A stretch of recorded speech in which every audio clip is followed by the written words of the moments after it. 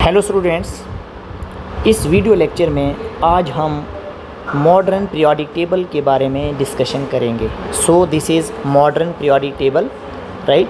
तो सबसे पहले हम बात करेंगे हेनरी मोसले नाम के साइंटिस्ट, 1913 की बात है। इन्होंने एक एक्सपेरिमेंट परफॉर्म किया एक्स रेज ऑफ एलिमेंट्स के ऊपर और ऑब्ज़र्व किया कि जो एक्स रेज का फ्रीक्वेंसी है वो डिपेंड करता है एटॉमिक नंबर के ऊपर, right. He observe that the square root of frequency is directly proportional to atomic number z, right.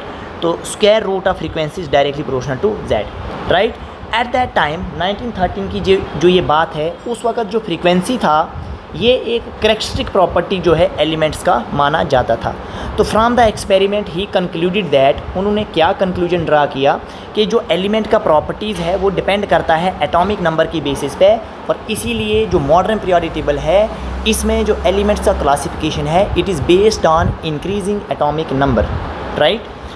अब जो मॉडर्न पीरियोडिक टेबल है इसे हम long form of the periodic table भी कहते हैं। जो मॉडर्न पीरियोडिक टेबल है, right, it is based on modern periodic law. जैसे मेंडलीव में हमने पढ़ा था मेंडलीव पीरियोडिक लॉ, ऐसे ही मॉडर्न पीरियोडिक टेबल के लिए एक मॉडर्न पीरियोडिक लॉ है। मॉडर्न पीरियोडिक लॉ क्या कहता है कि एलिमेंट का जो फिज़िकल और केमिकल प्रॉपर्टीज़ होगा वो डिपेंड करेगा एटॉमिक नंबर के ऊपर, और periodic function of their atomic number. या फिर इसे हम इस तरीके से कह सकते हैं कि if elements are arranged in order of their increasing atomic number, then after some fixed interval, कुछ फिक्स्ड इंटरवल के बाद क्या होगा, प्रॉपर्टीज़ ऑफ एलिमेंट क्या होगा, रिपीट होगा। तो देखिए पीरियोडिक टेबल का डायग्राम किस तरह का है। ये है periodic table, right. Periodic table जो है 4 ब्लॉक्स में डिवाइड है। This is S block, right. Group 1 और 2 एस ब्लॉक में आता है। 3 से लेके 12 तक जो है ये डी ब्लॉक में आता है। 13 से लेके 18 तक जो है ये पी ब्लॉक में आता है, और ये नीचे क्या है, ये एफ ब्लॉक है, राइट। तो सबसे पहले याद रखें जो मॉडर्न पीरियोडिक टेबल में इसमें 18 ग्रुप्स हैं, 1 से लेके 18 तक। देखिए लिखा है 1 2 3 4 5 6 7 8 9 10 11 12 13 14 15 16 17 18। तो 18 ग्रुप्स हैं जो क्या होते हैं, वर्टिकल कॉलम्स होते हैं, राइट। और 7 पीरियड्स हैं, 1 2 3 4 5 6 7। तो 7 पीरियड्स हैं हमारे पास मॉडर्न पीरियोडिक टेबल में, राइट। ये जो यहाँ पे एफ ब्लॉक के एलिमेंट्स लिखे गए हैं, तो यहाँ से ये ग्रुप 3 से लिए गए हैं। देखिए यहाँ पे गैप है 57 to 71, तो ये एलिमेंट्स यहाँ पे लिखे गए हैं। और 89 to 103 ये एलिमेंट्स यहाँ पे लिखे गए हैं। तो इन दोनों का क्या है, ग्रुप जो है वो 3 है।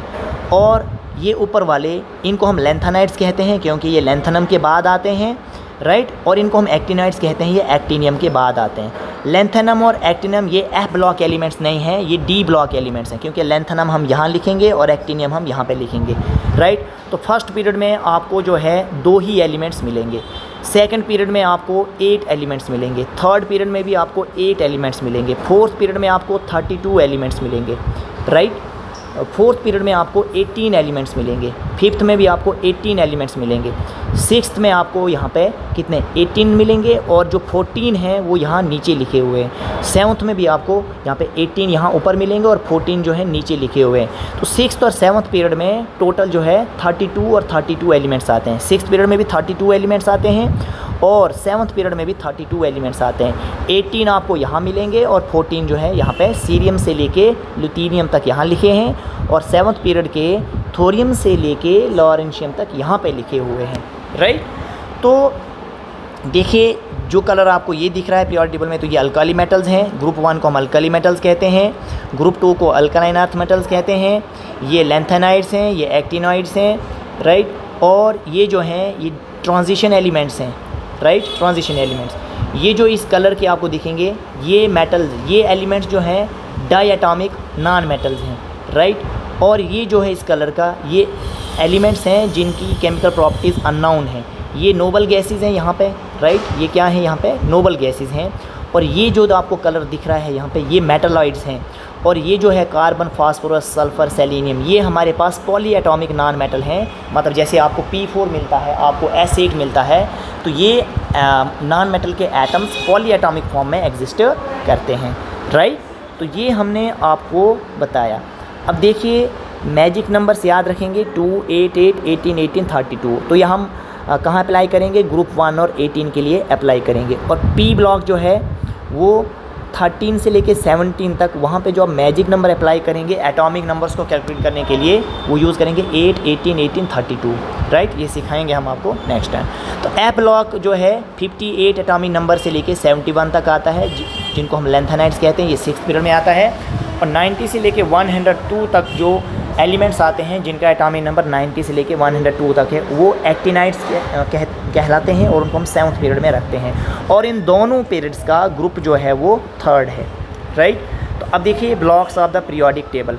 एस ब्लॉक जिसमें ग्रुप 1 और 2 आता है, इनका जनरल आउटर इलेक्ट्रॉनिक कॉन्फ़िगरेशन अगर हम बात करें, जनरल आउटर इलेक्ट्रॉनिक कॉन्फ़िगरेशन वो होता है NS1 to 2। ग्रुप 1 का NS1 होगा और ग्रुप 2 का NS2 होगा। Outer, general outer electronic configuration, जैसे ग्रुप 1 और 2 में जैसे सोडियम आता है, लिथियम, ये ग्रुप 1 में आता है, बेरिलियम, मैग्नीशियम ये ग्रुप 2 में आता है, राइट। पी ब्लॉक की अगर बात करें तो ग्रुप 13 से लेके 18 तक हमारे पास एलिमेंट्स आते हैं, जैसे कार्बन, नियॉन, फास्फोरस, सिलिकॉन। इनका अगर हम जनरल आउटर इलेक्ट्रॉनिक कॉन्फ़िगरेशन की बात करें तो वो NS2 NP 1 to 6 आता है। मतलब NS2 तो रहेगा ही रहेगा सब में, NP में 1 इलेक्ट्रॉन भी आ सकता है, 2 भी आ सकता है, 3 भी, 4 भी, 5 भी, 6 भी, राइट। और डी ब्लॉक जो है ग्रुप 3 से 12 तक आता है और इनका general electronic configuration NS1 to 2, N-1, D1 to 10। तो ये जो आखिरी शेल होता है इसको हम पेनल्टीमेट शेल कहते हैं, राइट। तो जैसे डी ब्लॉक में scandium, titanium, vanadium, chromium, manganese इस तरह के एलिमेंट्स आते हैं। और ये डी ब्लॉक के एलिमेंट्स कम्प्लेक्स कंपाउंड्स बनाते हैं, कलर्ड कंपाउंड्स बनाते हैं और ये कैटलिस्ट की तरह एक्ट करते हैं।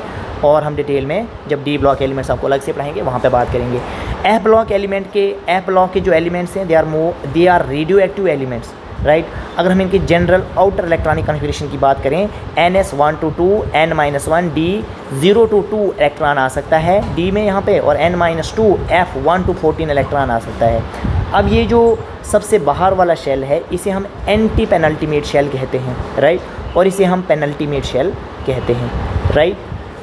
अब पीरियोडिसिटी क्या होता है? Periodicity means repetition of properties after fixed interval, ठीक है। प्रॉपर्टीज़ का रिपीट होना कुछ फिक्स्ड इंटरवल के बाद, this is known as periodicity.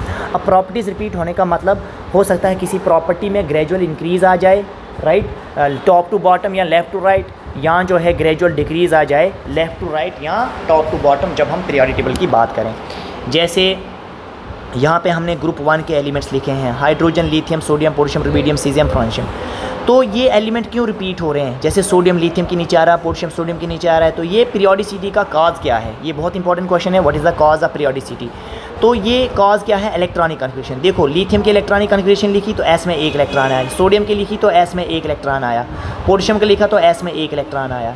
तो इन सब एलिमेंट्स जो ग्रुप 1 के एलिमेंट्स हैं इनके एस में 1 ही इलेक्ट्रॉन आता है, लास्ट शेल में जो एस है उसमें 1 इलेक्ट्रॉन आता है। तो इसीलिए ये जो है हमारे पास यहाँ सेम ग्रुप में रह रहे हैं और इसीलिए इनकी पीरियोडिसिटी जो है इस तरह से एक्सप्लेन हो रही है। जैसे ग्रुप 13 की बात करता हूँ, बोरान, तो पी में 1 इलेक्ट्रॉन आ रहा है, एल्युमिनियम पी में 1 इलेक्ट्रॉन आ रहा है, तो इसलिए बोरान के नीचे एल्युमिनियम है और इनका क्या है? प्रॉपर्टी रिपीट हो रहा है, इलेक्ट्रॉनिक कॉन्फ़िगरेशन क्या हो रहा है? रिपीट हो रहा है। This is known as periodicity and electronic configuration of elements is the cause of periodicity, right.